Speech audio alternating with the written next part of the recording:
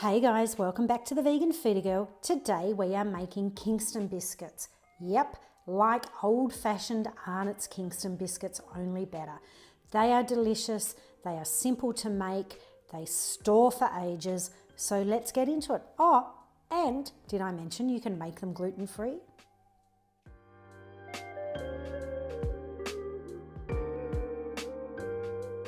Hey guys, welcome back. Today we're going to be making delicious Kingston biscuits. Kingston biscuits are one of my all-time favourite biscuits. Obviously I can't buy them anymore because they're not plant-based.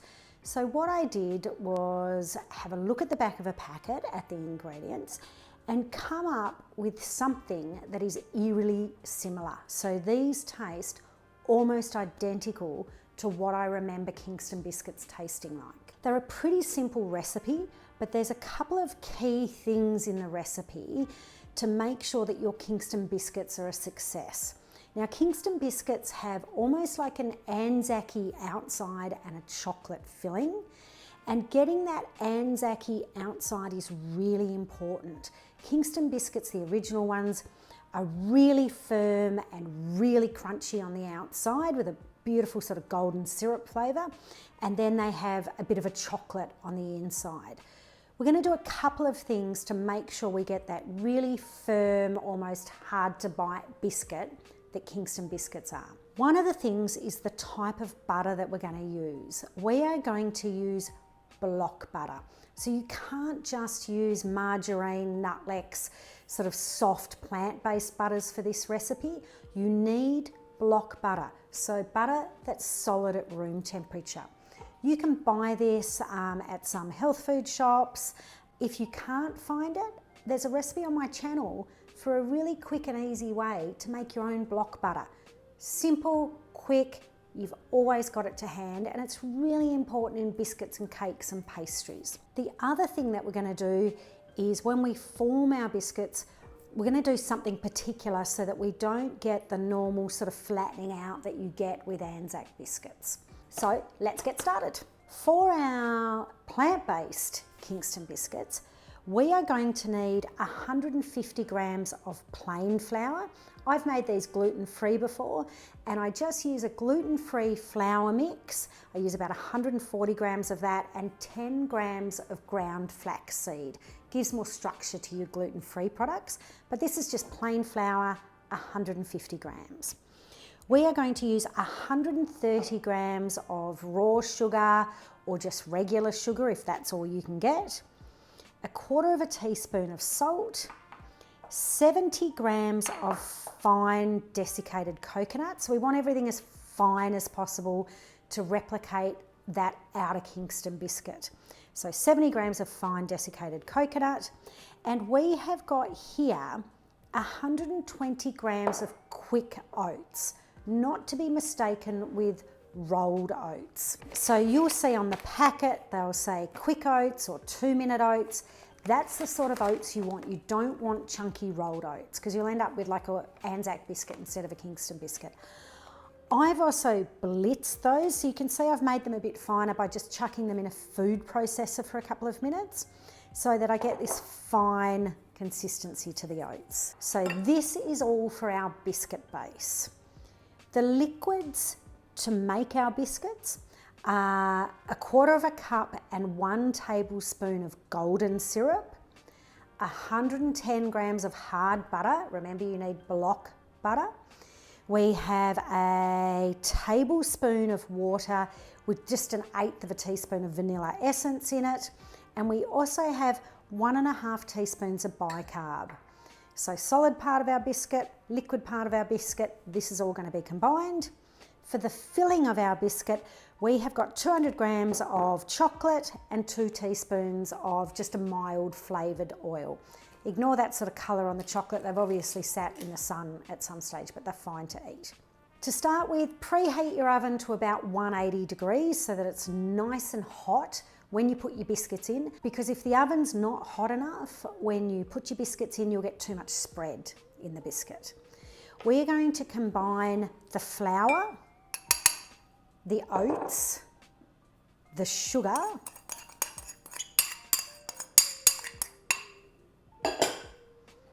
the desiccated coconut and the salt.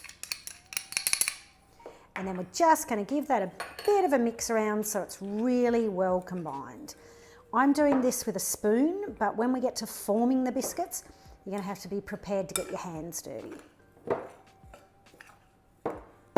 Okay, next thing we're going to do is we are going to melt down all our wet ingredients. So we're putting the block butter in, and you just want to gently melt this down.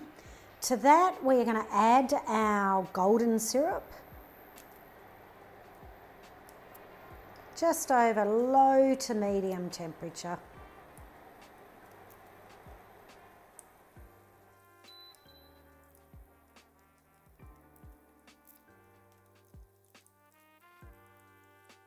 And we are also going to add our water with our little bit of vanilla in it. And we're just gently melting this down. We don't want it to boil or anything. Once that's melted, we are going to add in our bicarb of soda and allow it to have a few seconds to go frothy.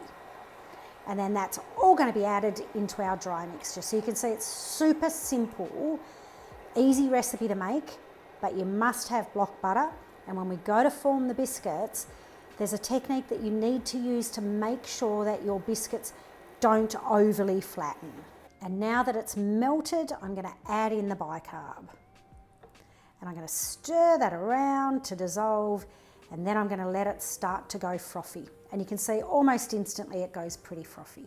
We will give it a few seconds just to make sure that it really froths up. And then our wet ingredients are going to go into our dry ingredients. So at this stage, very similar to Anzac biscuits. Tipping that in.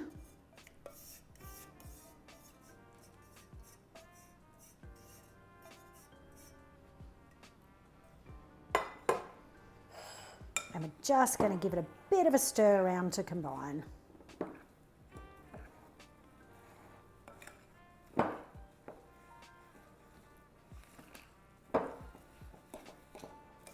So this mixture now needs to rest and hydrate and sit for about 15 to 30 minutes. That means we're going to get less spread in the oven when it comes to baking our little biscuits. So I'm going to set a timer for 15 minutes and then we'll come back and do the next step. So our timer's gone off and our mixture has been resting for about 15 minutes. And what we're going to do now is we're going to form lots of little Kingston biscuits. You can make them whatever size you like. This is quite a sweet biscuit, like actual Kingston biscuits are quite sweet. So I just make mine little bite-sized biscuits because they are very sweet. So I use about a teaspoon of the mixture. This is one of the other key moments in this recipe. You need to pack your mixture tightly. So I take a spoonful and then I'm quite firmly squishing my biscuit together. I'm not rolling it because that'll separate parts of the biscuit. I'm squishing it together really firmly because we don't really want these to spread in the oven because we need them to stay firm so we get a good biscuit bite. So packing it quite firmly and then just a gentle flatten. This is probably the longest part of the recipe, but it's really important to squish that mixture down, really squish it. Don't just roll a ball and sit it on there. And the reason I use a spoon to measure them out is because then I know they're roughly all going to be the same size, because remember we're going to sandwich two biscuits together. This biscuit mixture is firm like the original Kingston biscuits. So what you don't want is to make a super fat biscuit because you'll never get your teeth through it. Or you will, but it's not going to be as enjoyable. So we don't want a fat biscuit, we want a flatter biscuit. But we want to flatten it now, not in the oven. And that's part of the reason you rest the dough, so that it's got time to hydrate, so that that butter can firm up a little bit before we put it in the oven. the oven is hot and ready to go, because if the oven's not hot enough, your biscuits will just go like that. And most importantly, you've used stick butter, so firm butter. Now I'm going to put this batch that I've already done into the oven while I continue to form the rest of them.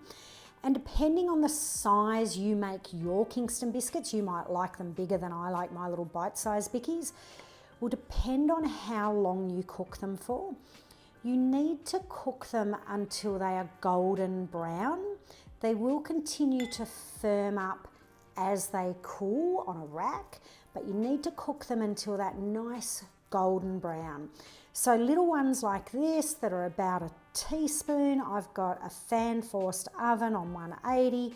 They're going to take about 10 minutes. So I'm going to pop this first batch in, and then I'm going to come back and keep making some more. Do watch them towards the end though, because they can go from golden to burnt in minutes. The last of our biscuits are formed now, so these last ones are going to go in the oven for about 5 minutes. I'll twist the trays and pop them in the oven for about 5 minutes more. Remember, yours may take longer or shorter depending on the size of the biscuits you've made. And then we're going to move on to the next step. You don't want to take them straight off the tray. You need to let them cool and firm a bit before you try and pop them on a wire rack. So you can see they're a lovely little golden brown. They're still delicate until they're completely cool. You can let them cool on the tray. I just find they cool quicker on a wire rack. I also find that cooling them on a wire rack retains that really hard bitey texture. Now we can't move on to the next step until they are completely cold. Biscuits are out of the oven and they're cool, and what we're going to do now is we're going to pop the middle in and join them together. You may have a double boiler that you can melt your chocolate and your oil in. I'm just going to do it in the microwave because I find that easiest. So we're going to add our 2 teaspoons of oil to our chocolate, and then we're going to melt that in the microwave. Whilst our chocolate is melting, we're going to match up the biscuits. So you want them about the same size, which isn't hard if you've used a teaspoon or something to measure out your biscuits when you've been making them. I find it easier to match them up before I fill them, and then that way you're not mucking around too much once your chocolate is melted. The chocolate will set up really quickly. You could, of course, pipe it into the middle. I just find that sort of messy and fiddly, so I just use a knife to just pop a bit in the middle. I often, because I make a lot of biscuits, might need to microwave my chocolate a couple of times. I'm just going to check it and give it a stir. Now what we're going to do is we're actually going to let it cool just for a few seconds so it's easier to work with. But don't walk away from it because it'll just go hard and you'll just have to microwave it all again. When the chocolate is first melted, it's very runny. So you'll find it easier with a spoon than a knife. As it cools down and thickens up, you might find it easier to use a knife. Now, if you are too eager and you don't let this chocolate thicken up a little bit, this is what's going to happen. You're going to get your first biscuit, you're going to pop it onto the center, you're going to pop your other bicky on, and it's all going to squelch out the side. And that is not what we want. We want perfect looking Kingston biscuits. So give the chocolate just a few seconds to start to thicken before you fill the biscuit. I'm not going to waste him though because I'm going to eat him. Our chocolate has started to thicken now. You can see the edges, it's almost gone hard again. So we're just stirring. We just want it to go a little bit thicker so that when we sandwich our biscuits together, it doesn't squelch out. Okay, our chocolate has thickened up a little bit. We're going to take a biscuit, pop a little bit of chocolate just in the center, and then we're going to gently sit our bicky on top. Take another pair.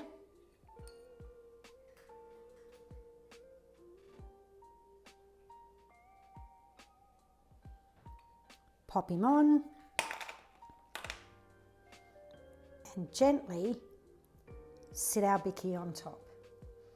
We don't want too much chocolate in each bicky because we don't want chocolate to overpower the biscuit. So small amount in the centre.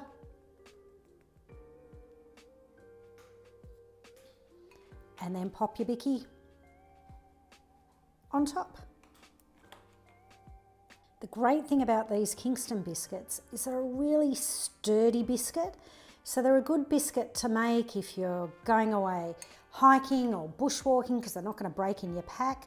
They also keep for at least a week once they're made. So they store really well. Great for kids' lunchboxes. Here we have our finished Kingston biscuits, absolutely delicious. To store them, keep them in a bicky tin at room temperature. They'll keep for about a week. Or what you can do is you can make the actual biscuit part and freeze them and then just refresh them in the oven and fill them when you need to. That way you've always got a batch on hand. They're super delicious, super easy, and better than the real thing.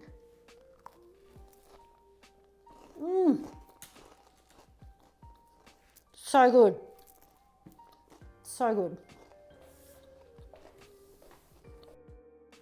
Hopefully you've enjoyed the video, guys. If you have, please give it a like and subscribe, and I'll see you back in the Vegan Foodie Girl kitchen next time.